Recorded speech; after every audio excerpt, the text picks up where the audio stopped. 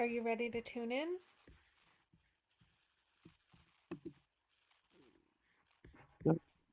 Yes, we can begin.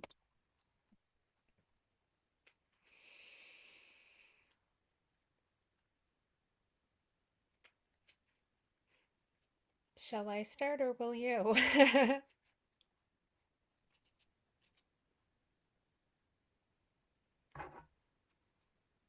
Hello? Say it again. I'm not. Do you want to start chanting or shall I start chanting? Oh, no, I'll begin us. Okay. Okay. So everybody sits straight, palms together, and inhale. Om Namo Gurudev Namo. Om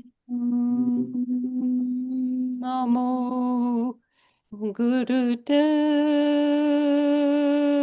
Namo. Om Namo Gurudev Namo. Atkare name, Chugakare name, Sakare name, Siri name, Adkare name, Chugakare name, Sadkare name, Siri Gurudeve name, Adkare name, Chugakare name, Sadkare name, Siri Gurudeve name. Breathe.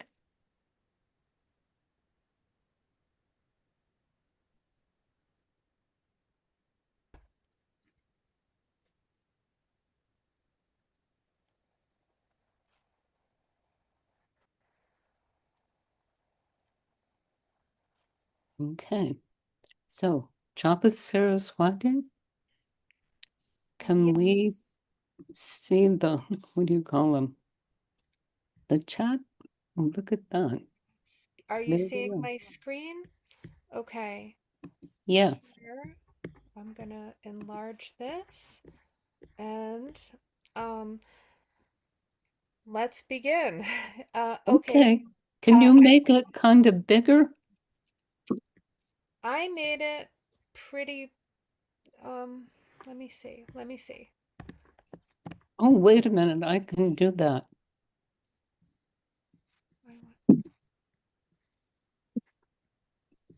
How do I do font?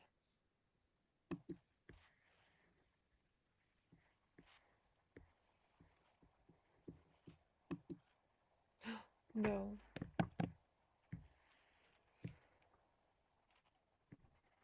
Okay. So, Japa Saraswati, you ready to I'm read? ready to read. Okay. Dear light workers, well, it looks like Baba Siri Chand has found for us an incredible physicist as Excuse well. me. Excuse me. Can you make it um Slower higher and or louder. or Okay. volume? Yes. Okay. Good. Okay. Let's go.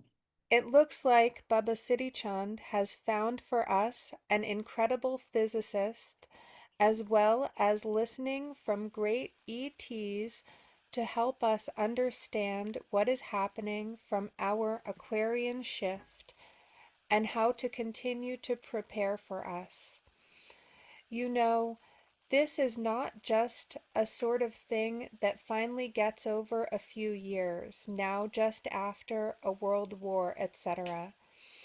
Instead, this is the true situation to either go for the light or for the dark. This is it. This is transforming humanity. And tons of our ETs are also waiting for the precise moment when the deal or the ascension occurs. So, this is why we are truly changing our current energies as well as our karmas, energetics, as all from our old information are letting go, healing so that our humanity will be totally clear and our ETs will help us. But to do that, we need to prepare, such as with our CNR, consciousness, no reality, to use our most trusted, our most sacred, true habit. And of course, you need to use this total evolution of you and our humanity in our most loving Mother Earth Gaia. Several years ago, Baba Siri Chand told us that at least 40% of our humans would use our pure love God energies to change for this outrageous upgrade, as we saw last week for our love Aquarian Primer #1. Our divine physicist, Dr. David Clements, who is a theoretical physicist with advanced degrees in math and physics from our most highly regarded universities in England, Oxford, and Cambridge, including string theory. He is now a living energy systems expert, developing regenerative technologies to help humanity, and he listens closely from the Arcturian ET steam. They are highly evolved star beings from the Arcturus star system, known for their great wisdom and spirituality. They have influenced the spiritual and technological development of humanity. And of course, they are completely loving as well as fun loving. This is a painting that they chose. Do we all see this? Them ice skating under that. It looks like a Van Gogh sky. That's fun.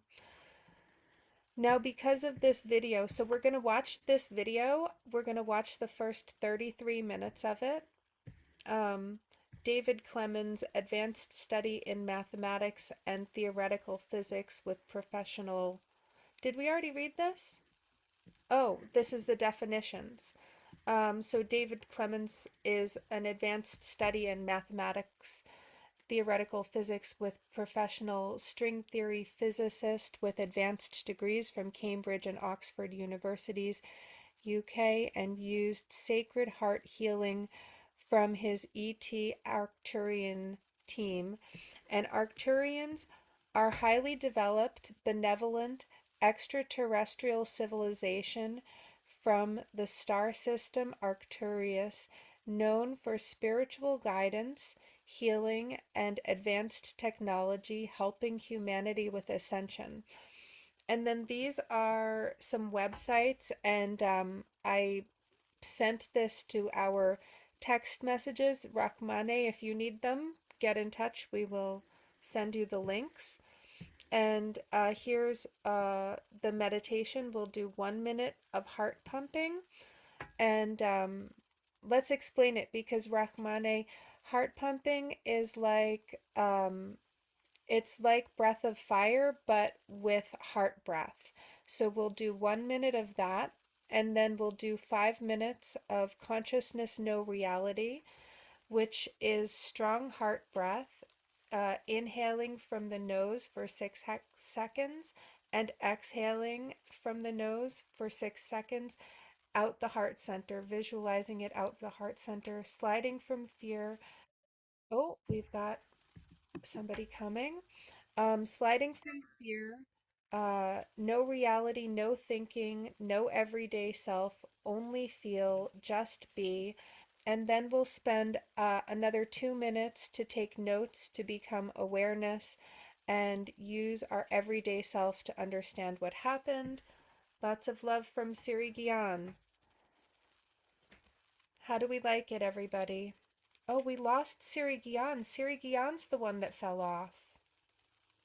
Oh no. I wonder if that means that she hasn't an internet connection because Yeah, she just put something on our chat, and I just texted her back and said, "Could you join from your phone?" Because it said her network is not working. That's oh, weird. here she is. Oh, she's back? She's coming back. Oh, Here she good, good, is. good, good.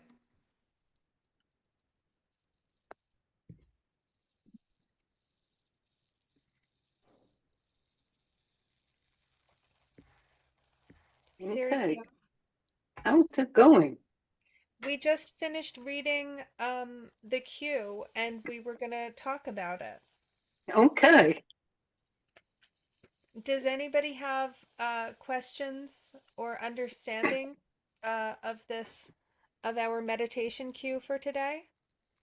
Yes, it's very important. Just slowly listen.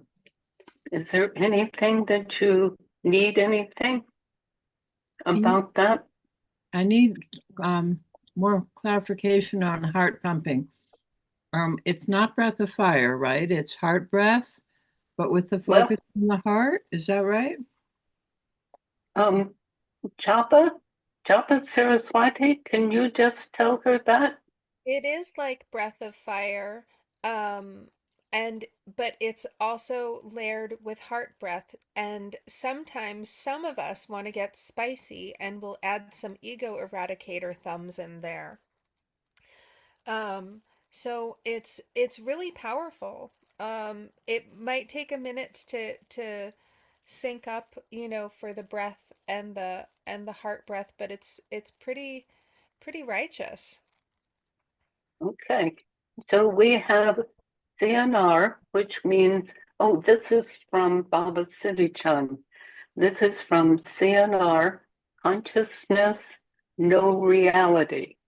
That includes strong heart breath. And with that, also do from nose, inhale, 6 seconds, nose, exhale, 6 seconds, out, heart center. Okay, the next is slide from thought fear, let go. No reality, no thinking, or no EDF, everyday self, but only feel, just be. 2 minutes to become awareness and then understand what happened from everyday self. Like your, use your notes. And then after that, we will listen from each other. Okay, do you all understand that? Rough money? Rough money? Now, no reality. I could use more words about that because in Jewish renewal, existence is reality, is the divine, is what was, is, and will be. So to Okay, say no reality, although it says no realty on the paper, but I yes, think no okay. reality. So Do what we're talking about is like thinking about everyday self. Don't think about that. Do you understand that?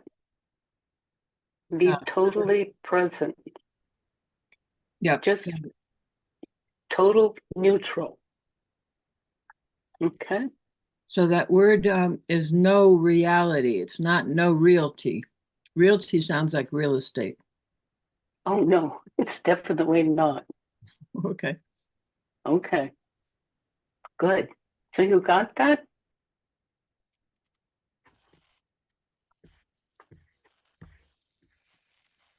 Oh, did you see the picture? I love the picture. Okay, good. Okay, so now you understand So we begin for 1 minute for heart pumping and begin.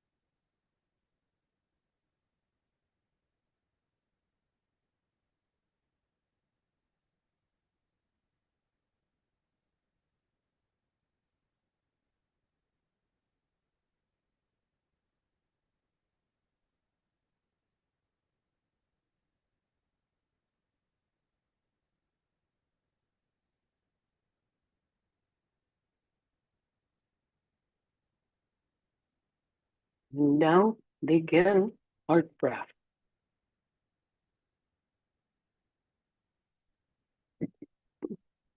No thinking.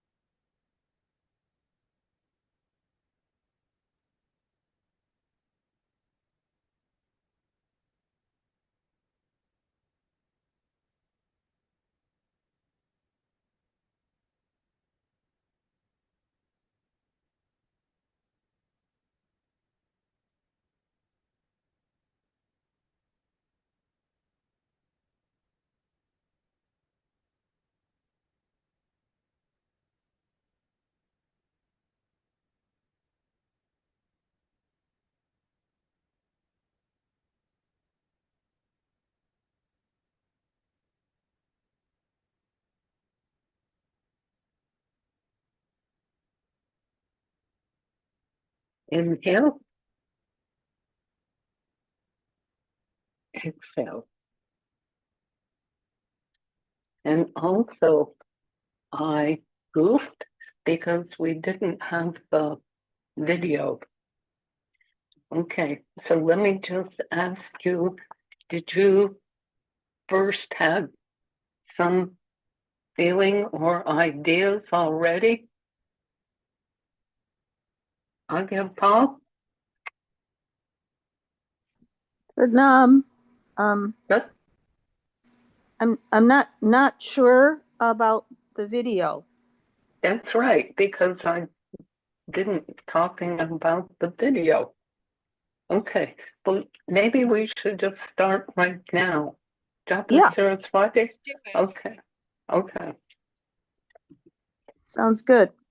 Okay, so okay. screen sharing. Here's the video.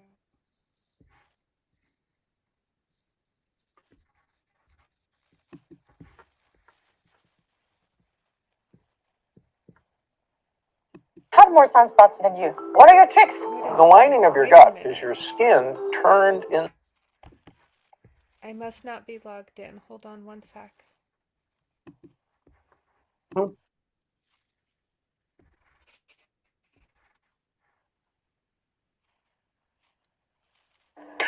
Greetings, everyone. I am very oh, excited no, to be no, having I'm a sorry. conversation That's with not the my right friend one. David. No, Okay. I'm sorry. It's look up David Clements and Pam Gregory. No, that's not it.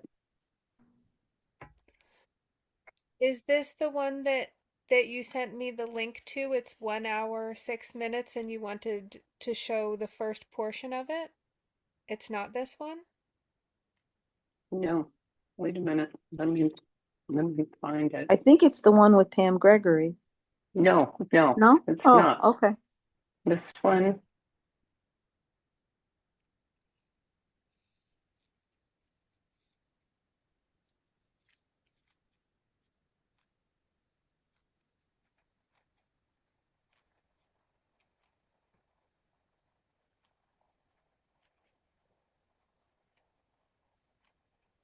Oh, this is the one for, and I'm surprised. The one Okay, for telomeres, right? no, we didn't have that. Oh. Okay, this is about Oxford physicist warns December 2025, first contact, hold on, will shock humanity. Oh, that's crazy. But anyway, let's see where that was from.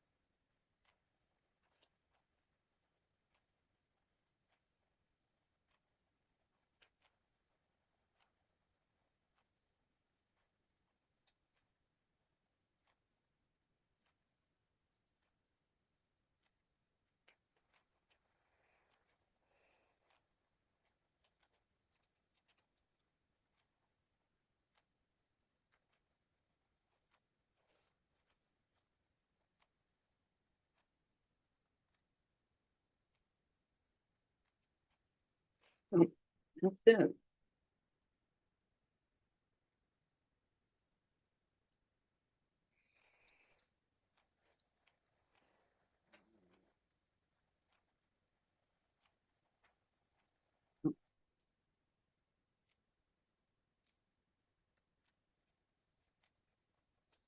Okay, you see that? Did you send it to me? Just now. I'm looking. You sent it to my email? Yes, this is from Oxford Physicist One, and so on. I think that, oh, here it is.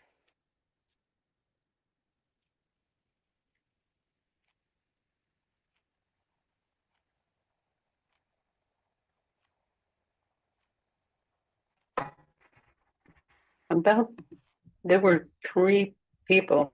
The blue one is kind of now, it's not exactly, this is not good. Through them, solve But them, this, and what?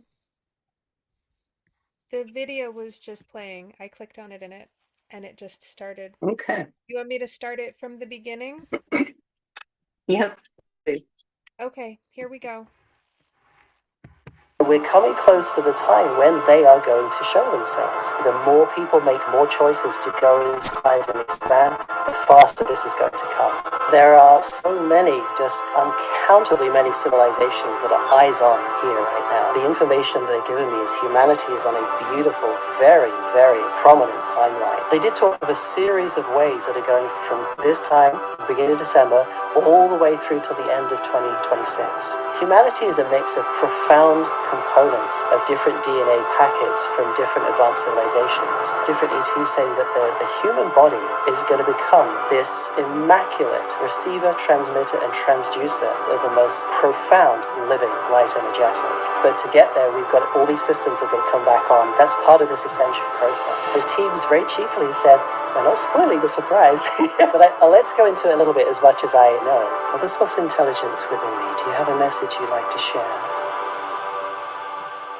We've gone through this experience or experiment of what would it be like to experience a significant disconnection or the apparency of a disconnection from source intelligence. And for those, what I mean by source intelligence, to me, the profound, expansive, and infinite intelligence that is behind everything is literally the intelligence of what we call love. Now, love is just a word, of course, and it points to many things. People talk about it emotionally, all the beautiful things, the sweet things about it. But also for me, one of the big things is the intelligence of love, which is profoundly important. Now, one of the things that humanity's gone through is a diminished connection to that core love intelligence, if you like, or source intelligence. And so going through that process, a lot of abilities that humanity has had, or you certainly have when you come out of your body and you go back into your sort of almost amorphous higher self state. So much of that gets sort of removed from you. It's not really gone, it's still there, but there has to be a revival of the connection inside in order to gain back and infuse back that energetic, that intelligence, which is part and parcel of those amazing abilities, amazing insights, higher level intuition, a whole slew of things that, are even beyond imagination right now.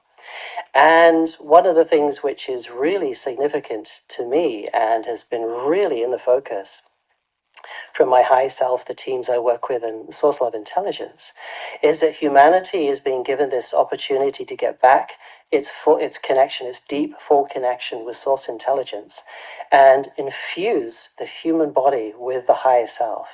And that, to me, is the ascension process in another way of saying it.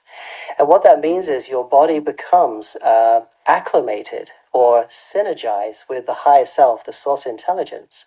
Suddenly it becomes a massive open conduit for profound levels of perception, energy transmission, energy creation, and a whole bunch of other things. So really, to answer your question in a nutshell, that really is it. And because everything really comes from all of that. Yeah, I was watching well, another person that actually connected us, and she's been on this podcast a lot, Pam Gregory. She talks about our light bodies coming online. And I think this is it's really interesting the way you're describing it, like our higher self kind of being fully embodied into the architecture of the, I don't want to call it this because it deserves more reverence than this, but the meat suits, the occupy. It's really incredible. What just reflecting on the context of this happening at this moment in time, I wanted to sort of feel in with you, like, why do you think this is happening now of all times? That's a very deep and wide question. I guess the way that I would say it is that a lot of things, because it's not just what's going on here on this planet, as far as my information is concerned. There are big things that are connected to what is going on here. Now, part of the aspect of what we're doing here on Earth is we are puzzle piece solving. Now, what does that mean? It means that when we come in, we as a higher aspect of ourselves, a more expanded, higher vibrational, energetic, amorphous form, whatever you want to call it, might come along and say, you know what, I actually have done a lot of this before. I'm pretty good at solving those pieces, breaking down those emotional traumas, solving this issue. I'm going to choose a family or a body where I can go and pick up those puzzle pieces, work through them, solve them, and then by solving them, I provide the solutions, and those get grounded into the core of the Earth and the Earth grids. They are then made available to everyone in the Earth grid to solve their puzzle pieces as well. So we're actually helping each other by adding puzzle piece solutions into the Earth grid, and it just gets better and better and faster and faster and faster. Now, to bring everything else into context as well, there are so many, just uncountably many civilizations that are eyes on here right now. They are so ecstatic to see what humanity is going to do, because this is a free will planet. So we make choices. Every time we make a choice, we take a new branch here or a new branch there. And as we go down that one, we have more choices that branch off yet again. We create these almost sort of what you might call quantum branches of decision makings. And so it really is all our choices collectively and individually nested together, which is making this forward motion as we choose to expand, open up, better ourselves, or even in some cases stay still, or even in some cases people choose regression. There's a whole mixed bag of it. But ultimately, the information they're giving me is humanity is on a beautiful, very, very prominent timeline. And that each step that goes forward, people have the collective, because there's so many very powerful and amazing light workers that are here, it really gets shifted forward. And they've said many times that they didn't expect humanity to be as good as it is, even though people would say, yeah, if you take a look outside right now, things going on in the world, right? But the truth is that one of the ways to look at that, and one of the things that they said to me, if you imagine a glass filled with mud, and you can imagine eons and eons and lifetimes worth of trauma, stuck emotion, bad reactions, poor choices, the whole lot stuck in the earth grids, in the physicality of the earth itself, energetically, and also within us and within our family field systems as well, because when we incarnate into a family, we don't only come through as an individual, we also pick up an overlay of the lineage of our family fields, of their things going on as well. So it's a big mixed bag. Now, if you imagine that what's happening is that as puzzle piece solvers, we are working through that bit at a time. And this is one of the things which is going on for people. So when I talked about the glass of mud, what they were saying is every time you invite or open up more sort of light intelligence into you, it's going to push out that mud, or more of that mud is going to ooze over the top, and it's just going to slop down the sides, and it's sometimes going to feel pretty crappy when you get to feel it coming out. And that's, in a way, one way to visualize what people call ascension symptoms.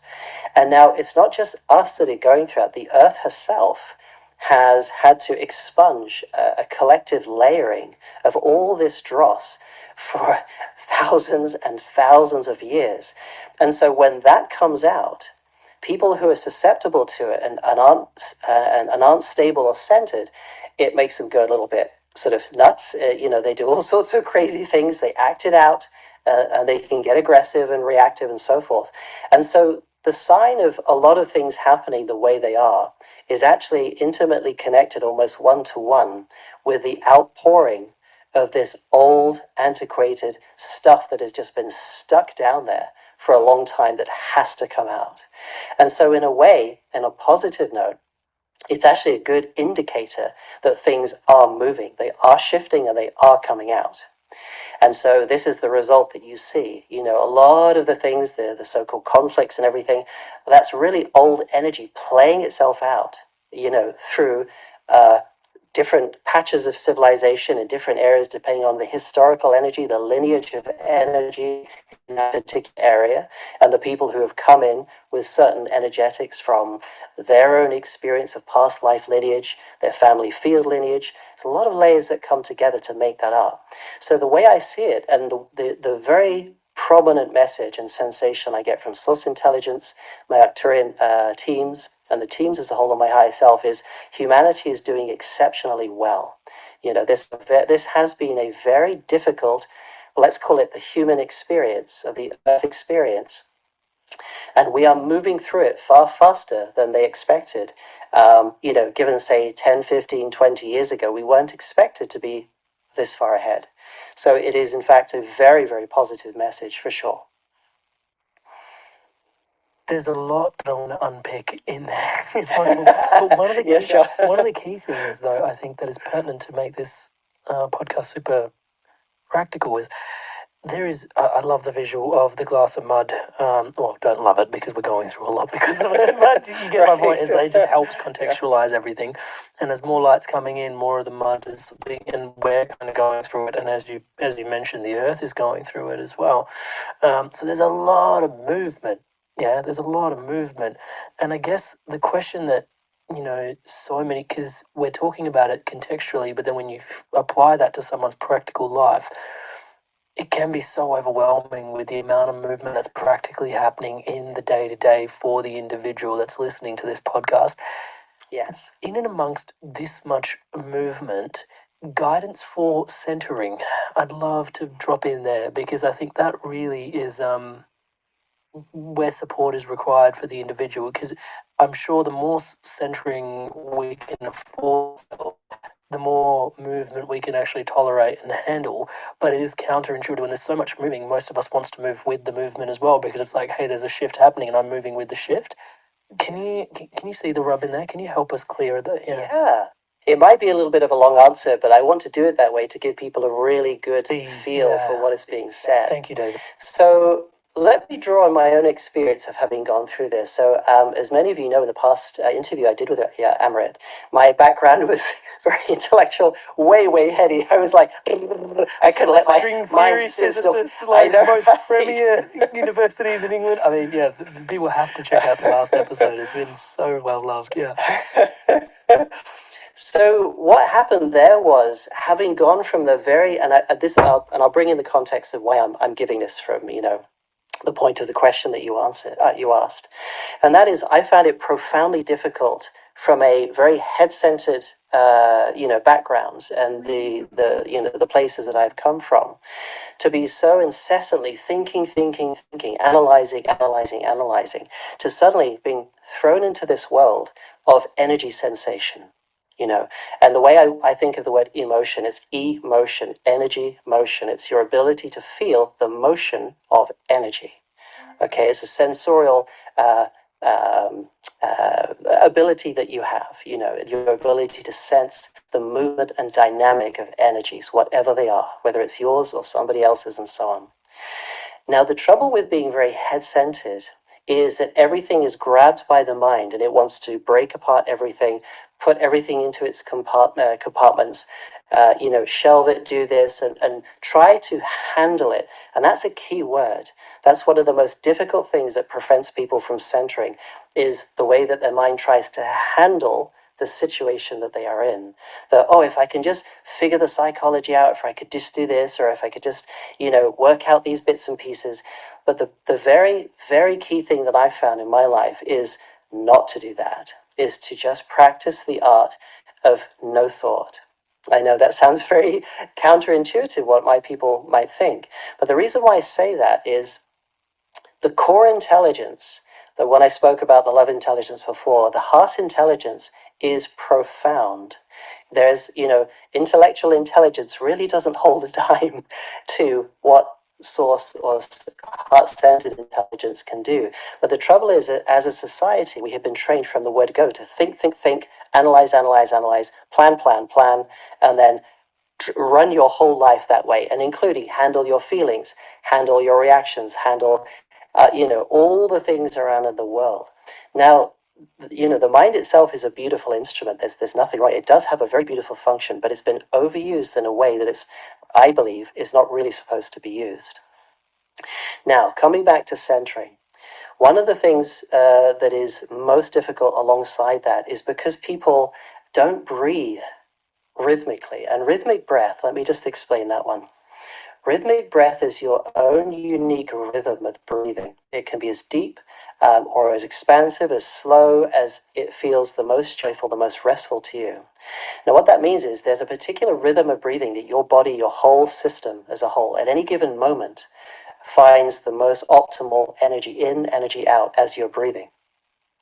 When you just practice and play with just finding the sweet spot of your breath, your breathing, you'll start to feel that you'll just automatically start to center. Your consciousness starts to gently move out of your head, being head-centric, and it starts to be placed around the core intelligence of the heart around here. There's no coincidence that your lungs are around your heart center. It is in itself a most profound and natural what could you call it? An existential centering mechanism, if you like.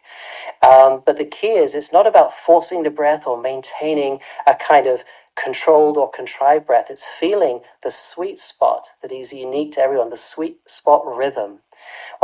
So when you breathe, you might be a little bit fast, a little bit slow, a bit deeply. You'll start to feel, actually, if I breathe this way, this feels the most rhythmic, the most harmonic to me right now. That is rhythmic breathing. Okay, and when you get there, suddenly your whole body starts to harmonize that because you're not forcing it. You're not requiring yourself to breathe in a particular way, particular rhythm, particular depth, and all the other things that are sort of more contrived. You're finding your unique rhythm. And when you do, and you just practice that, you'll find centering actually becomes innate. It's actually doing it for you in that way. And so there is this art which I would encourage anybody to practice, which is finding your unique rhythmic breathing. Go outside, sit beside a tree, out in the field somewhere, be in nature, any way you want, or by the ocean, and just practice your unique rhythmic breathing. And you'll just find it. And it may change. And I find that what the teams are saying, that as you expand and evolve, so does the rhythm of your breath, because it will change energetically as you change energetically. And so the sweet spot will move. But that in itself is a very simple, very profound way to help your body center and align and get back and start automatically reconnecting with the sacred heart point in the middle and your source intelligence. Because a lot of the issues that people face, a lot of the things they try to sort out and grab hold of and try to manage isn't actually necessary. A lot of this stuff just wants to leave and break away. It doesn't need compartmentalization or management. What it needs is just the passage to be allowed to leave. And that's a big, big thing that I myself made a lot of missteps on, because, you have to learn it. You go through it, whoops, bang, I hit a wall there, and then you learn what it is how you misstepped and learn to put it right. So a lot of this is really my own experience of how I hit my head against the wall, many times, not just once, and after repeated teaching from my higher self, my teams, they were saying, that's all you need to do, just simple rhythmic breathing. It's all humans have this wonderful ability built in. It's already there, but you just have to remember to use it. That's the only thing. So that is a very, very big key indicator, I think, of just something very, very simple, but very powerful that people can use to help centering. And just bear in mind that if you don't get it right straight away, it's okay. It is a bit of a practiced art form, because we have been used to breathing at such strange ways, particularly when you're sitting in front of devices or you're a bit hypertensive and you're shallow breathing, you're not breathing properly, you're not in the rhythmic breath. So that automatic bringing you back to center doesn't work in those circumstances. So I would say everybody have, and that's the other thing in the rhythmic breathing. I find that the fun nature of it is there. So if you find you're efforting, or I really want to get this, just let go, just relax, have fun. This should be fun. Rhythmic breathing, when it starts to center, you start feeling a slight peace coming in, the joy comes in, and then suddenly everything that you thought you were holding on to just starts to dissolve away. And it will keep doing that the more you keep in that rhythmic sweet spot that you're in. Inspired souls, lumen beings, thank you so much to all of you that are subscribed to this podcast. Everything you see around here, guests like this that come on the podcast because you love and support this channel. The button below, join that across. And that is being traced in for me as well from some of the regression therapy work I was trained in, which is also when you start to see some of this stuff come up, because the breath obviously has a somatic experience in your body as well, and you start to see some of this kind of stuff come up, the mind then starts to draw meaning on what it's seeing and trying to, and it's actually the last thing you kind of want it to do in that moment. You almost want to be in the place of the loving witness, just to sort of, the mantra I, sort of came to was like, oh, it's on its way out. It's on its way out. Don't judge it. The more you sort of put structure into it, the more you're actually gripping and holding as it's on its way out, and it just allows it that little bit more fluidity to be clear and cleansed. And I'm hearing that echoed in your sharing here. Yes, it's very much. And also what I'd like to add there is that one of the things that my teams are saying to me is that humanity has learned to think incessantly. And by think, if you think of the word thinking, it is thought linking. So if you think of the mind having a thought, that essentially the way that it's shown to me that it should work is that the heart intelligence impulses the nervous system and the straight to the pineal gland, which has this huge wave that goes out from the middle. That creates a thought or an image. But what humanity has been taught to do, or we've learned to do, is to consistently and almost incessantly keep linking those thoughts together to create a thought train or a thinking, thought linking pattern. Now, the trouble with that is that thought linking, while people think, oh yes, if I think things through, I think this, I think that, but what you're really doing is you're connecting a series of thoughts of past experiences to try and create a new direction. But to really get a new direction, you have to go back to the source. That's where creativity happens. So your mind doesn't actually create new thoughts. It links thoughts that have taken place, experiences that have been imprinted on the mind, connects them together to make what appears to be a new thought, a new idea, or a new direction. But what my teams are saying to me is truly, like the Arcturians, for those people who are not familiar with them, they're organic living, let's call it tech, because I don't like the word tech, but that's the most common context word to give to people, is so profound in this galaxy alone. But they came in, so these are extremely adept beings. And they said, you're going to find there is a world of difference between living and existing from the heart center, the source intelligence, and living as a mind-centric being. You will have access to understanding, creativity, brand new concepts that you have never could think of from here, from the core center. And then when your mind links properly and the proper flow channels of impulsing from the heart center to the head start to grow and develop, suddenly your mind will take on a very, very different quality to it.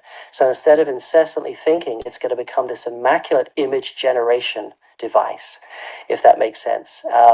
Again, the word device is probably not the right word, but it sort of gives a bit of a grounding to it.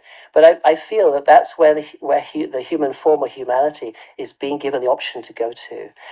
So instead of being all up in here where you're just constantly, incessantly thinking, you're here, but you have this beautiful instrument we call the mind for image generation. So that is a profoundly beautiful thing to be going to. And I believe that just by telling your audience that, hopefully that inspires a bit more of a visual or a feeling to, what it is to be centered and to have that beautiful instrument of your mind working in a peaceful, image generation way, but not being so clogged up with incessant thinking or thought linking that it currently does. Yeah, it's profound. I remember when I first, when you're saying image generation, I can't help but sort of link in imagination and the importance of it as well. It's Yes, really, yeah, exactly. really Yes, yeah. there's also like a drop in that happened for me a while ago, which was about the difference between thinking and mentation. Yeah, and just recognizing that like oftentimes I conflated thinking with mentating, and mentating being like old recycled thought. Just sort of like going around, the same old thought, sometimes negative self-talk, just going around again. And it's like, actually, that's not thinking. Thinking's like fresh links between thought, like you just described. I think there's it's important, or it was important for me to have that realization, to be able to break some patterns in there. I wanted to tune in. You've mentioned the teams a little bit, and I wanted to tune in if there's, because it seems like they're sharing more and more. Yeah, the word cutting edge is coming through, but it's also like it feels like there's information that humanity wasn't ready to receive. But now they're finally revealing more information that humanity is finally ready to reveal. What's some of the stuff that they've been protecting humanity from up until now? Well, in a way, I would probably say that protection is one word to describe it. Another way is that it's being ready for that information, because you see the aspect, for example, like a lot of people talk about Nikola Tesla as, he was a profound genius, and had these crazy, amazing insights, and a lot of his stuff is still under wraps. Now, in the beginning, a lot of people have suggested that, he was, put down, and if only his work would have come out, then we'd have been living in a different world. But the sensation that I get is that his task was really to seed into the earth grids, the sort of living library fields of information and experience of the earth. This information and understanding ready for when it could be used properly. You see, the trouble is at the time, people were in such a densified state, such a almost sort of, let's call it sort of jokingly a sort of dark ages state, that, their energetics, if they would, see the thing is, if you come close to a living energy system that is emanating profound energetics, and I described a little bit about this when I had that experience with in John Bedini's lab with these devices emanating these energies, it will really shake things up. It will literally just churn your stuff out, because the nature of energies, the way it works is that lower energies will always give way to higher energies. That is the nature of how existence is built. So if you get in the presence of a high, and it's like a lot of things that people are saying, I wish these powerful beings would come down. Well, if they did, your stuff would launch to the surface real quick. And so there is this acclimation process, this synergization. The closer you get to that vibration, the less of the separation is, and the less difficult it will be for all the energies that can't exist in those high energy environments that will come out. And so in that way, I hope to give many different ideas to give a bit of context to this. But what they're saying is that what's coming forward and what humanity is now opening up to is the concept of living energetics.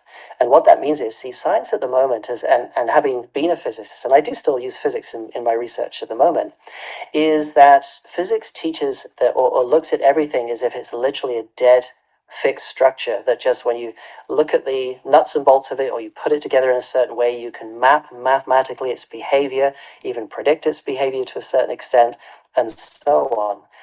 But what it doesn't understand is what is at the core of those highly compressed fixed structures, which we call atoms or molecules or DNA, or more macroscopic objects like cells or human body, and so on and so forth. Now, one of the things that my teams have said to me is that the atom itself is undergoing an energetic evolution. That the nature of the living energetics, it's starting to change because living energetics are now becoming a possibility for humanity. We're moving out of an archetypal era of high structure, virtually non-existent living energetics. I mean, this is the thing what Tesla was really finding. He really started to find that the energies he was working with, I believe, in my looking at his work, he started to discover the nature of the living quality of some of the energies he was working with. So he was one of the earliest, if not the earliest inventor of, or, originator of what I call living energetics.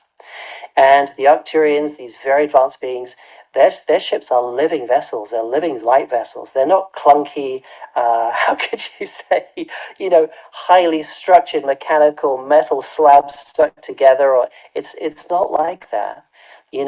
These are living energetic fields, very advanced systems. And it's so foreign to human thinking because we are so used to seeing the physical wall, the metal pole, or, mechanical stuff that we just, oh yeah, if I just put this like this and I connect the dots like this, I can make this do this and this thing does this. Like, well, that's great. I've invented a technology. Well, yes, you can do that. But what happens if you work in a realm of living energetics where the actual fields and the forms within the fields morph and change to your intention and request? Now you are living in a completely different paradigm. You're not living in a world where you have stiff mechanical structures that don't change. You just press a button, they do their thing, and then they finish. Now you're living in a synergistic world with what you're working with reacts to you, changes with you, works with you, harmonizes with you. And you can imagine vessels or ships that operate like that is a completely different paradigm. Say, for example, somebody being on a submarine, a purely mechanical, vessel, which just, you have to press buttons, you have to do mechanical things to get things working. It's a world apart. It really is. And that is what is coming to humanity.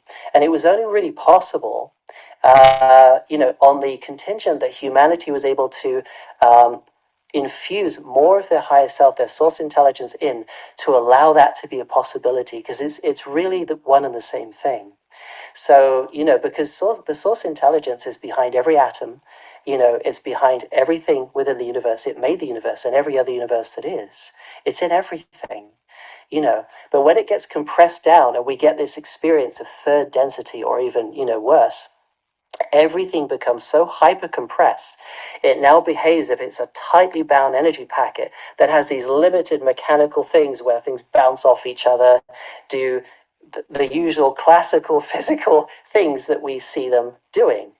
But suddenly, if they change, if the very nature of that compression comes off, and then now suddenly you have the emanation of living energetics coming from what we used to call an atom, now they behave differently. They behave intelligently now, and they behave responsively to you. This is why I believe quantum mechanics itself is, in its current form in mainstream physics, is a linear view. It's like looking through linearized glasses at something which is non-local, non-linear, and it's very fundamental part of living energetics. But it's because it's still under such high compression, the phenomenology, if you like, from the quantum phenomena is still quite limited. But imagine the kind of phenomena on a larger scale. And I believe that's what's coming into play. So I hope that gives your audience a bit more of a feel to this. It does. There's a question that I wasn't expecting to ask, but it's just emerged, which is because we're talking about such incredible fields which are no longer bound in many ways to this linear pattern of thinking, almost, or beyond Newtonian, beyond, it makes me wonder, have you considered certain laws which we conceive as being universal potentially no longer being the case? Even I guess maybe I should provide some context to my question, which is, there's been some research about even gravity, and one of my favorite movies obviously is Interstellar, and just how gravity impacts time. But then there's been research in the past, and things being shut down in terms of gravity and anti-gravity research and stuff like this as well. Any sort of things that you've unpacked in that space potentially, in terms of, because you're saying these living fields are actually quite dynamic and responsive to intention. But yeah, are there any certain things that start to become unpicked? Yeah, let's have a go at that question this way. So, what I term physics is just a word which is synonymous with the behavior of energy. Now, so literally the word physics is exactly that to me. It's the study of the behavior of energy in different forms, how it coalesces, interacts, a whole bunch of things, okay? But mainstream physics really sees it as highly dense, highly compressed, limited forms of energy, and how do they interact, and how can we make an entire encyclopedia of what we call the physics of understanding of how things work. Classical, quantum, general relativity, you name it. It's all within the same bracket. Now, the way I've been shown by my teams, and that I've through my work, that I understand it, is that different levels of physics operate at different levels of energy. And so what we call, certain forces like gravity and other things like that, these are essentially a sort of coded behavior. I mean, I'm talking about this in very, very simple terms here, but if you imagine coming down into density, now the operating system of energy now, and again, I don't know where it is, but it's trying to give it a bit of grounding. The way it operates by principles of coding with the energy fields itself.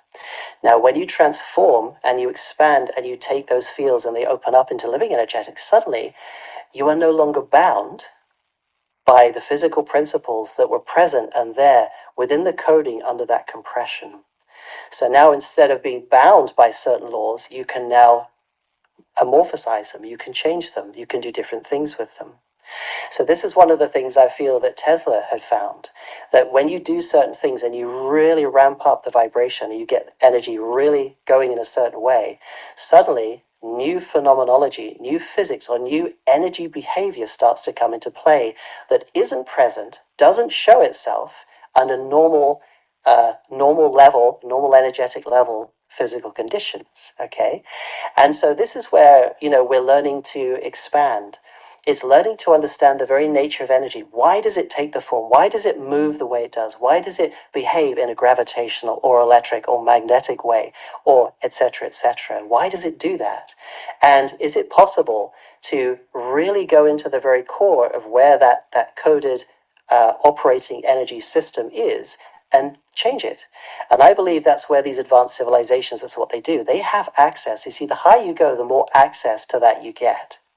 And that's for a reason. If you think about it, it's a beautiful design. So if you're, the creator, and you want to make these little nurseries, these little creches, so people can evolve, not destroy themselves or do stupid stuff by getting too far ahead of themselves, you want to make sure that they can get evolved, become wise, become centered before they start getting too much access to the great stuff, which is living energetics. And this is the interesting thing, because if you're somebody who's negatively orientated or has malicious intent to use this, it doesn't show itself to you in that way. You use living energetics for harmful intent because it is a source intelligence. It will not allow itself to be used for harmful purpose. It is purely benevolent. This is another beautiful thing, a beautiful design to the makeup of the universe. And so these advanced beings use these living energetic fields. They make light ships, all sorts of other craft. They have just beautiful technologies. And some of the races that I've bilocated to, even Inner Earth, they have crystalline structures for their cities. And these generate luminescent fields, and they're living fields, and they're really tremendous to experience this. And so this is really, and again, from those beings, the feeling I've gotten, I've spoken to other people who had virtually similar experiences. I didn't know these people, and they would come forward, we'd share, and they had identical experiences to the ones I had with the Inner Earth people. And we're coming close to the time when they are going to show themselves. They have been waiting for humanity to reach a certain threshold of wisdom, of inner-centeredness, of balance, because again, if you I don't know, just let's say if you're like really unstable and you're like, really reacted or something, and then you went down to where they live in that energetic environment, which is a very good level of living energetic, intelligent environment, it's going to cause you a lot of problems. All of your stuff is going to rocket to the surface. And if you're not stable enough to handle it, let's just say it's going to get a bit messy. And so this is kind of what we're doing, is part of the parcel with being able to get into these new frontiers of these profound and beautiful living energetic futures that are very close now. It's really incumbent on us, and that's what my teams have said, is the more that humanity can center itself, balance itself right in its source intelligence, and acclimate, get used to, synergize with that source intelligence, that future is going to present itself to you far faster because now you are synergistic with it and it can present itself. But if you keep very head-centered, very intellectual, very old school, very old energetic, you're literally asking to stay in the same environment. You know, it's going to be very slow and the change is going to be very difficult. So that's my advice to anyone, is just really practice just being in that peaceful, beautiful. And one of the other things, the ways to cultivate that is just fun. You know, my experience, no, really, I mean that. It really is. You know, these beings, these advanced beings, they are so jokey. They mess around all the time. They're not serious. You know, they don't sit there all pious. That's just such a misnomer. It really is. You know, they are so delightful.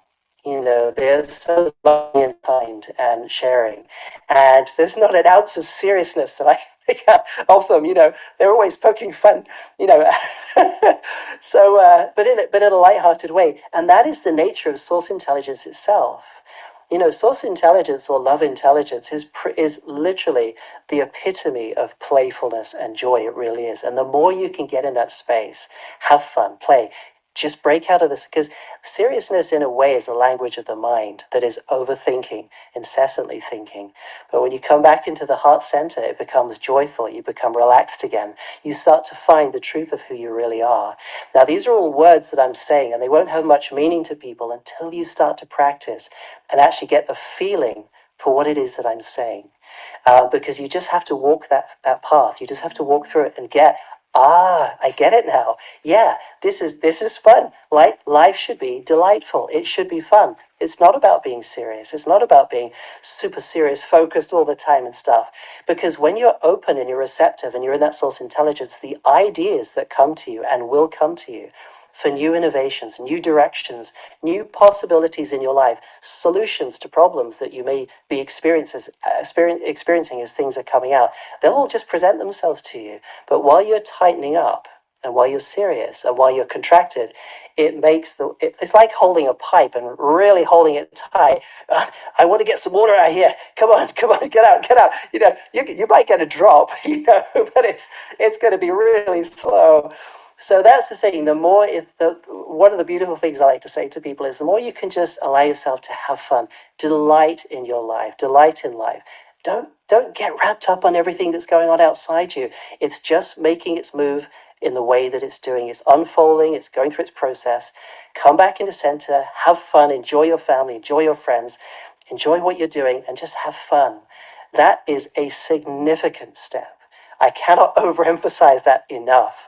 You know, really, to inner centeredness. You know, I talked about rhythmic breathing as well, but that simple action of just living life in delight is a massive accelerator towards evolution and expansion. Hey there, Inspired Soul. Spirituality is not something we just talk about here at the Inspired Evolution. It's something we live and not take. I'm excited about because I feel. Siri Gian, is this the commercial you That's wanted it. me to skip over? And this That's is where right. to start again, or do you want to pause here? No, listen, didn't we find about the end? We have watched 42 minutes and there is 1 hour and 42 minutes. No, we're not doing the whole thing.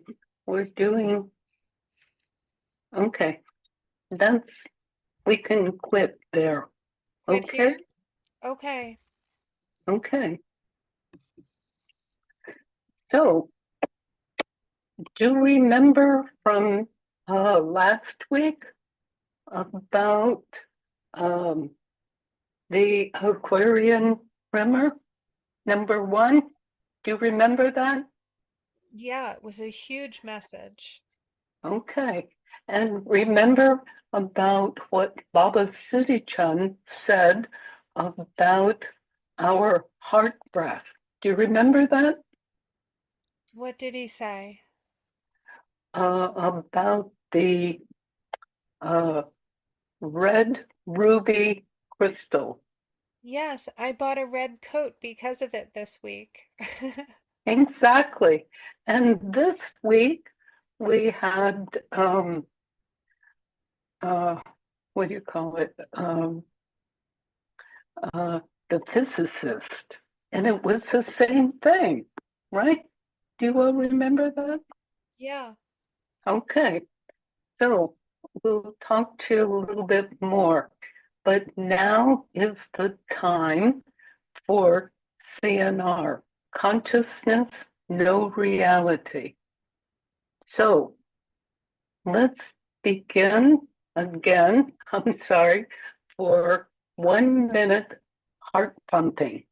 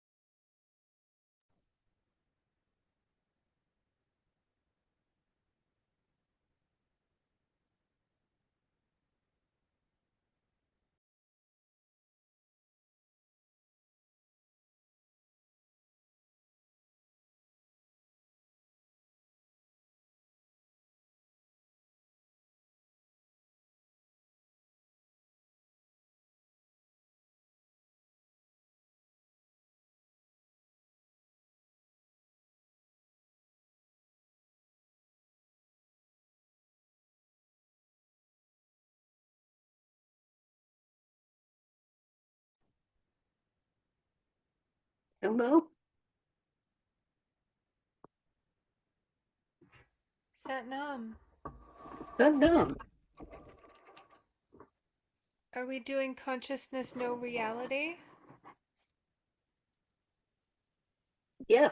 Well, didn't anybody hear that? No, I'm I think sorry. Okay, because we already did. Oh, well, I guess I didn't hear it. Okay, so inhale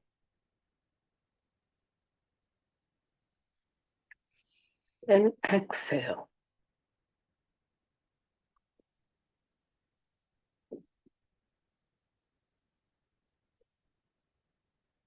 Listening.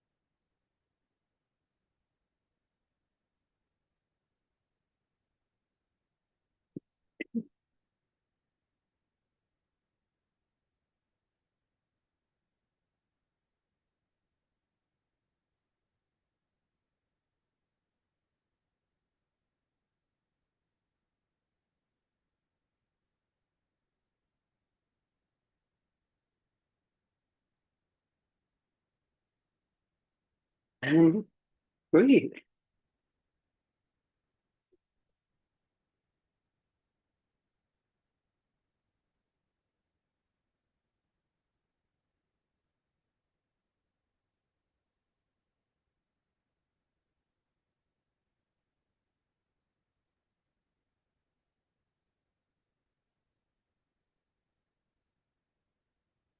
Okay, Aagia Pal. I'm still here. Yeah. Oh, good. How are you? I'm sorry for so many crazies. Okay. Well, first off, I'm finding that the heart pumping beginning helps me to get into my own natural rhythm that he's talking about of breath when I go into CNR. So I'm very grateful for that because I was a little bit at a loss about how to get into my own natural rhythm. Good. I'm also, and I've watched several videos, but I've never seen this one. And I think this one with David is has I guess the word affected me the most. I Good. feel over, in a sense, overwhelmed with emotion. You know, he talks about energy and motion, and I feel that what he is saying is truth, and um, I'm so far from it. And you know the whole this paradigm, and he does. I don't think that really is a good word anyway, but it's the idea, paradigm shift. You know, like from mind intelligence and making that leap into the heart and heart intelligence with our lungs on each side, so helping to move into, with the breath, into, prana, into the center of love. And that stood out to me. And I asked Baba Siri Chand about this, and he he said over time he's going to introduce me to my team. He brought an Arcturian because he said that what we're moving to now is, it's not that it's beyond him, not at all. He participates in this. However, there are more energies that he wanted to invite in. So for, I don't know why, but anyway, he said that over time he would help to build my team, because we all need a team. And so I thanked him for that. And let's see. And I moved, when I saw him, I turned around so that my back was facing his chest, so that it felt like a coherence of love energy. And I thanked him for that. And he said that this is what he is doing for us. He is sending this love, emotion, energy to us. And I think, I don't want to take up too much time here, but there was so much involved in what David said about, but the general idea is getting out of our linear way, and with fun, which I've always been taught, take things seriously. If you're having fun and you're joking around, that's bad, very bad. And you're not paying attention, and so that there is a whole set of judgmental rules that I have to now kind of deal with, and recognize that giving myself permission to have fun. You got it. And what does that really mean? I don't know. So there's anyway, I hope Japa Saraswati can share this video, because I myself would like to watch it again. And there was a sense in that of a bit of like overwhelm, a little bit of, I'll admit, fear, and of the unknown. I'm so used to knowing the answers to things, and now it's, what's important are the questions, So it's like a total reverse. My psyche started to feel like schizoid, like splitting up. And then I remembered, no, you move into the heart. The heart has chambers. This is all good. And so anyway, so the old is where I figure things out, and he's talking the same thing. And the new is where we just move into a space of feeling of love.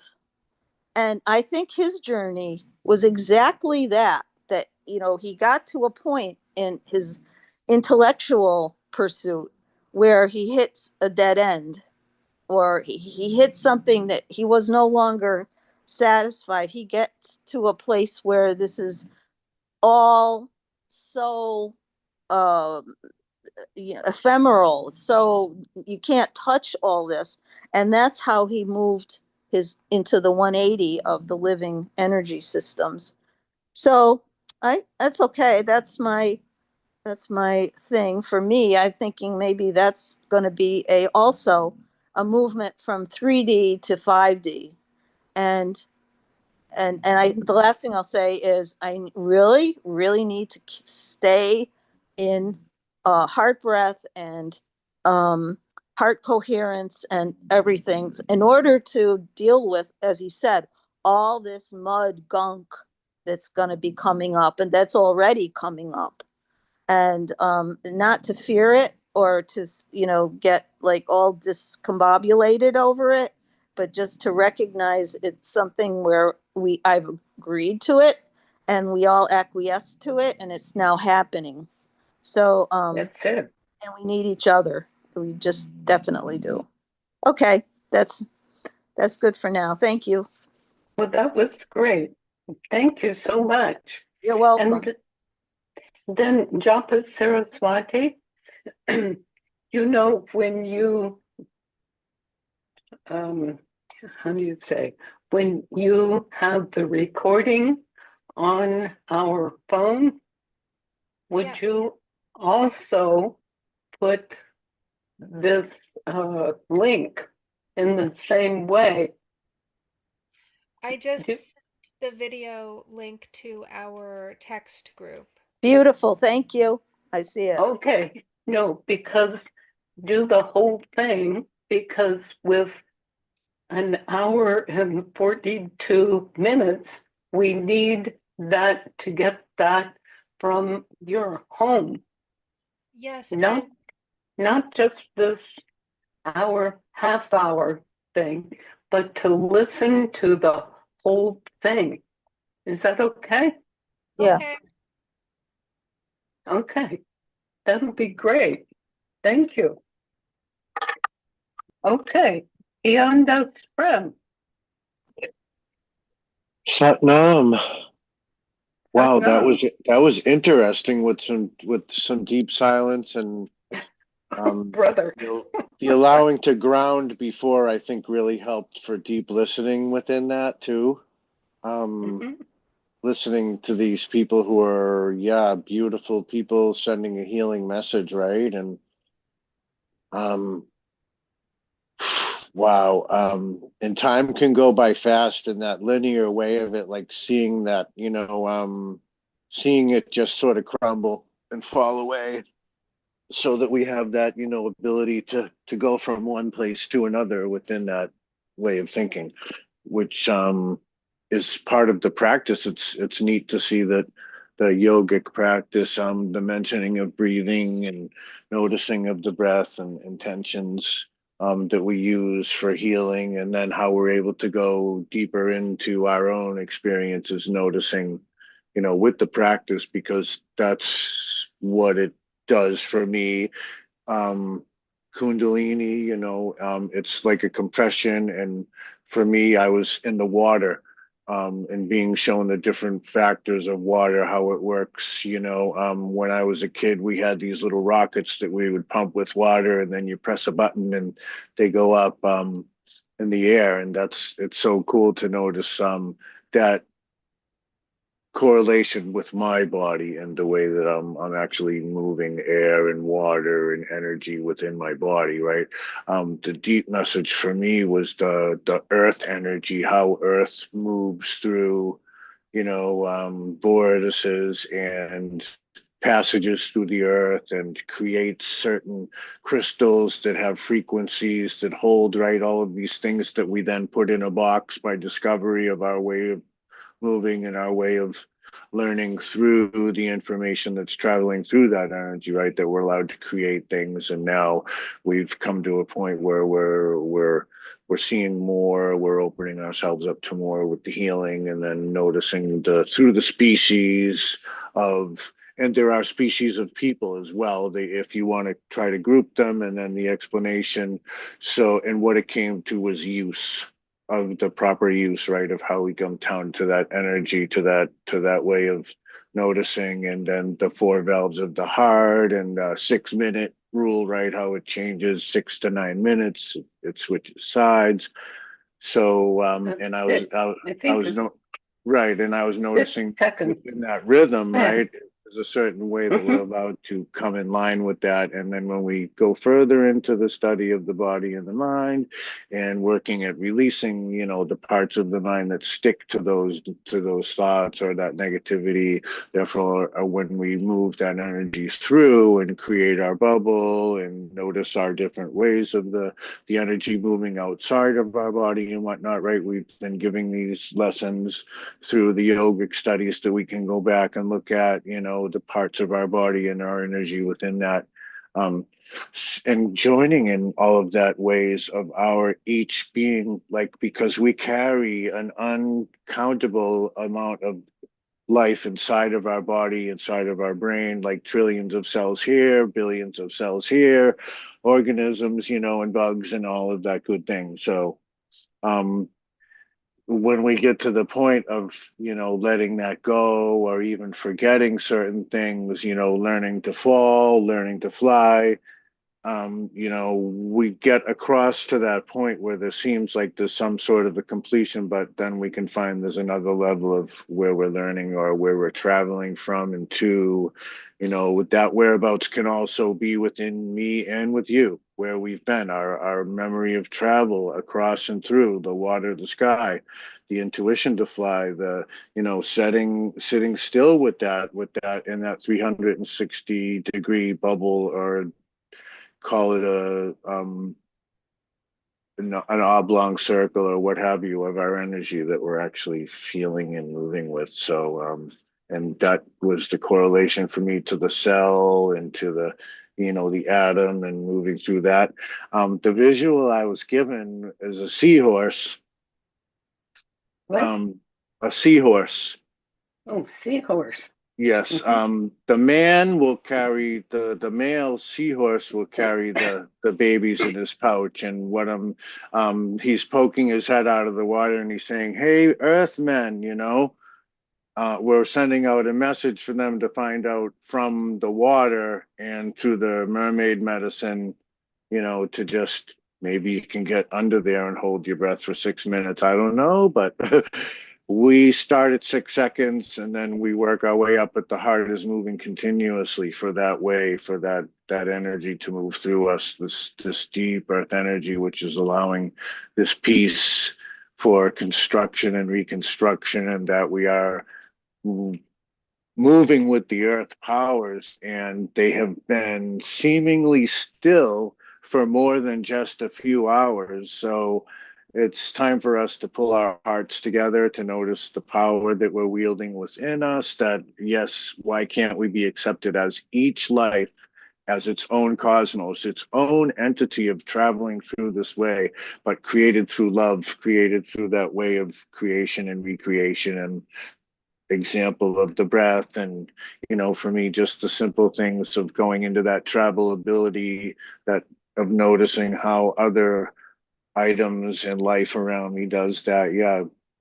And coming back to that knowing of everything here is in a sense free, right? But it's being allowed to show its different ways through me and other people, and that light is glowing right within each person or within each, noticing in that mirror how it switches and how it shifts, and that we are within that sort of being. So yeah, pushing away that negativity and coming back to our names, right?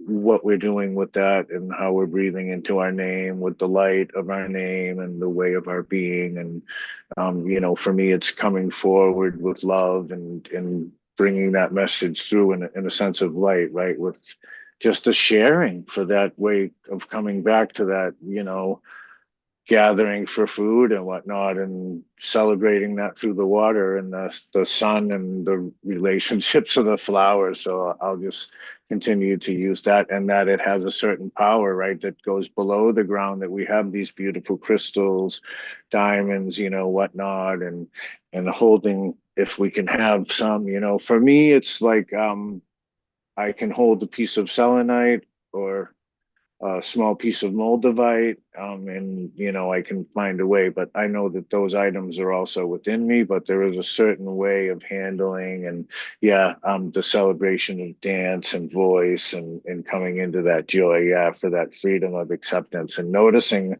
how it looks, how it feels to have them, represent themselves with just skin and eyes, and just a certain simple way of being, right? It's allowing that image to just become simpler, that it drops away, and the face can sort of drop away too. For me, it's moving energy, it's orbs, it's, and now I'm noticing that other people are saying, okay, I've had this experience, and it's, for me, part of this experience that we've been with, tapping into this earth energy for years and years and years. And the archaeology is just so beautiful of our inner knowing that allows us to access that information and then put it into art forms, and helping in some sort of ways, the combining of all that energy into that Waheguru moment. Thank you so much, Waheguru. Thank you, dear. Thank you. Okay. Harimandir, how are you?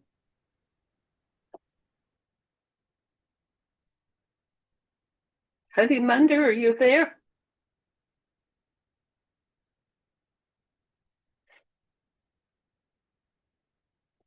Only, Good. only Go ahead. kind of. I've been sleeping through most of this, so Uh-oh. really tired. Okay, but when you can, would you listen to the whole video? Yeah, No. someday. Okay, good. Okay, go ahead. That's all I have to say. Oh, okay. I'll be Okay, an angel. okay, because Japa Saraswati, in addition to our recording, also put down there the link for that video. Two things, okay? Yeah, and also, I always have a class that I am part of after this class, and now we're going into 2-hour things. I can't spend this amount of time each time. So, okay, so we'll put you earlier no, in there. it's not what I have to say. It's what I like to hear other people say, but I can't spend 2 hours every Wednesday or 2.5 hours by the time we talk. So it's a problem for me because I have a following Okay. class. Okay, somehow when you do CNR, you can figure that out. Yeah. Okay. Okay. Good. Thank you so much. Okay. Rachamana. Yeah. Hello, everyone. I don't know everybody's name because I was a faithful part of Soul Answer Zooms for years. Mm-hmm. Then my life got busier and Siri Gian moved, and I think there was a kind of hiatus during that time. And I'm involved in a lot of Zooms that are heart-centered and are giving us a chance to witness the discursive mind, but not follow it. So my practices as somebody into Jewish renewal and Sufism, a little bit of the teachings of Yeshua, Jesus, through the Aramaic, are very much in alignment with the terminology that David used and that you use, Siri Gian. So it's all very cohesive and affirming that even when the packaging changes or the name changes, my name used to be Guru Nambaji, that the trajectory is remaining the same. So that's lovely. And I don't know if I need to put my email in the chat or some way that, and I'm not sure, City Japa, I forget your name, the techie smart lady. If I'll put my email in the chat and maybe you can, or phone number, whatever I can do to kind of stay in the loop. That would be great. I'll take it down. Okay, good. So did that convey? ratomas@gmail.com.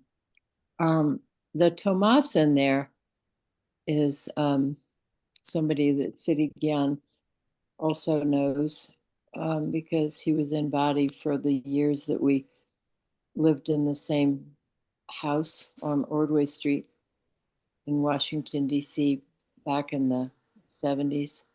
And her husband, Tomas. Right. And great poet and visionary and mystic. And so when we have our circles here, he sometimes weighs in and sometimes we sing a song from his teachings. And yesterday we had a song circle and we sang one of his little songs. And the word that he introduced into that song is the word motherness. The song just briefly is soul leavening raiser and shaper of heaven and earth. Your love is the source of all motherness. So I just love this motherness idea. And in spite of the fact that my nervous system gets very challenged by the fragilization of my body as I get toward 80 years of age, issues slowing down, not things that I'm fighting the ways of nature and realizing that's kind of a waste of energy.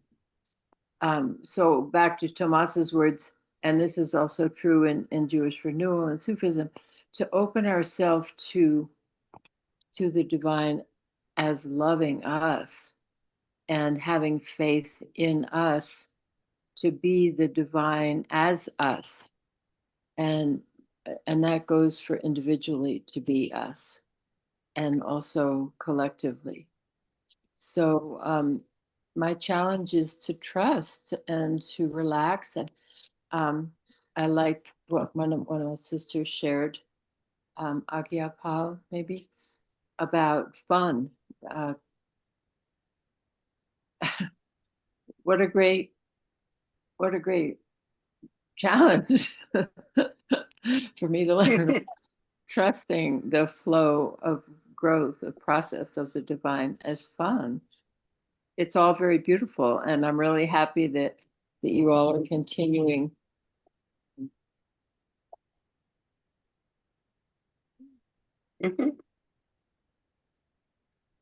Are you here? Huh? Can you hear me? Still? Yeah, I'm still here. Okay. Yeah. Anyway, thank you, and Chardi Kala. Okay. Thank you so much. Thank you, Siri Gian. Okay. Oh, and stay with CNR, which is consciousness, no reality. Okay. And stay together with heart breath. Good. So, now it's Japa's. Oh, I'm going to tell you, I had such it was difficult for me with aphasia. But anyway, I just decided, oh, that was because the ET told me that. Anyway, here I am. Okay, Japa Saraswati. Now your turn. Well, the one of the things that I was really struck by in the video was the image of the mud overflowing the cup. And it reminded me of Baba always saying that the rats are jumping ship, that this is what's happening when the rats are jumping ship. And and I really see that and feel that. But what the first image that came to me with the meditation was of a big bear, and then I remembered that Arcturian, um, that it comes from Arcturus, which is the bear guardian, because it's named for a really bright star that is right next to Ursa Major and Ursa Minor. So this uh one star sort of, it looks like it's guiding them through the night sky. And it's actually right off the tail of one of them. I don't remember if it's which one it's off the tail of, but what I felt was that energy of a playful dog, like either wagging its tail, or like a playful dog or a bear playing with a ball, like this star in the night sky. And I just felt bear medicine. I was thinking about uh I thought I saw a bear in the woods here recently, and bear consciousness, and I was feeling the bear medicine and bear consciousness being yoked to the star consciousness, to the constellations, and that this is this evolving, that our DNA, that our I know, Aagia Pal, I knew you were gonna dig the bear. I was so, and the but that the evolving DNA, that our human DNA is evolving at the same time as I felt bear DNA both on this earth, and the bear energy in the stars, that we're all co-evolving simultaneously. And that's part of where I felt the wag the dog energy, and it incredibly playful, but I felt co-creation, that this is this, when you see like a sea lion playing with the ball in the at the aquarium or something, and it's this total uh playfulness, but this energy of the ball being passed between the water and the animal, and just I'm feeling that energy of that playfulness and that co-creation. And what I was reminded from Baba is to keep it light and to keep it fun. Um and so about the mud spilling out, like when the mud spills out and it feels kind of icky, what I felt is that that's the time to embrace CNR, because I had a nice phone call with Siri Gian, was it like a day or two ago? And I was saying that, I've been doing some stressful stuff. And when I'm in the middle of being in that stressful moment that probably feels like the mud flowing out all over me, I just take a moment to ground and center and practice the CNR, just coming into that. It feels like coming into a center core, and and it feels almost like, oh yeah, that mud's not on me, and that's kind of the energy that I was getting from Baba, was to remember that that CNR in order to keep it playful, or else you're going to feel like you're just all covered in yuck. So remember to keep it playful, and remember remember to embrace CNR. And I think that was my message, was bear energy, bear medicine, and CNR. Wonderful. Yeah. Okay. Well, thank you so much. Okay. So this has been lovely. Yeah. Okay. So, and maybe Harimandir can, because she wants to listen to other people's things. Okay. So, we'll see you more, and be very sure that you, everyone, see that video all the way through, starting in the beginning and to the end. And it's amazing. If you thought that was big, he does more. He's amazing. Okay, so everybody, Gian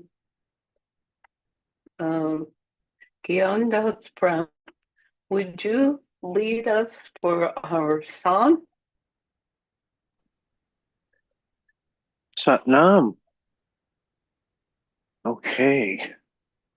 So we'll take a couple of inhales together, and on the second one we can begin long time sun. We'll just go one time through with the long sat short nam at the end. Okay. Okay. So we'll inhale together and exhale out. And then we'll inhale the chant. May the long time sun shine upon you. All love surround you. And the pure light within you. Guide your way on. Guide your way on. Guide your way on. Inhale.